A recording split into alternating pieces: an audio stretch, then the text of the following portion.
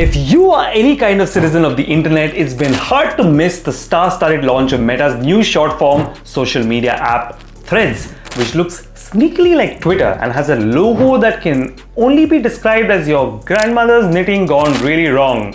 Its launch has seen more success than even ChatGPT. It got 70 million signups in the first 2 days versus ChatGPT's that time record-breaking but now measly 1 million in 5 days. Twitter as a whole has close to 400 million in almost 17 years of existence, and Threads has made up 1/5 of that in just 2 days. So it's safe to say that the early signs are more than positive. But the real question on people's mind is whether it will kill Twitter and become the dominant short-form text app. I'm Akshay Goenka, and today I'm going to tell you about the 3 secrets that Mark Zuckerberg and Meta have cleverly built into Threads that make it almost impossible to fail. First, the success of Threads is closely linked to Instagram. According to Data Portal and The Economist, almost 90% of Twitter users have an Instagram account, which is required to sign up for Threads. This means that it becomes a near frictionless switch for most users. Instagram and Twitter were never really in competition given they served very different use cases. Instagram is more a short video and photo app designed for more of a network and friend interaction use case, and it's quite different in its niche than Twitter, which is a text format app for more news and trending topics much beyond your immediate network of friends. Users, advertisers, and content creators alike use the platform for different types of communication. But with Threads, Meta becomes a much easier platform to use. Just like Apple users with an iPhone would find it easier to use an Apple Watch than a Google Pixel Watch.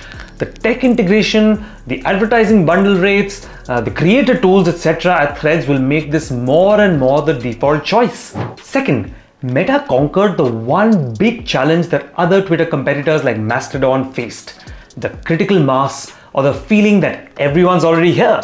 Anytime one of your Instagram followers signs up for Threads, they've already followed you by default. This has worked to give creators a massive incentive to sign up as soon as they can, so that their followers will follow them by default when they sign up versus having to painfully rebuild their followership numbers one by one. In fact, when you sign up to Threads, you can even preemptively follow an Instagram user that hasn't even signed up yet. It's one deft, arrogant, yet brilliant move that Meta is basically telling you, go on then, follow whoever you want, even if they aren't here yet, it's just a matter of time. Obviously they're going to come. Man, this has got to be the coolest that anything Facebook related has felt in more than a decade. Third, they've timed the launch to perfection to be at the right place at the right time. Twitter's been sinking in more ways than one since Elon Musk bought the platform last October for a mind-bending, whopping $44 billion.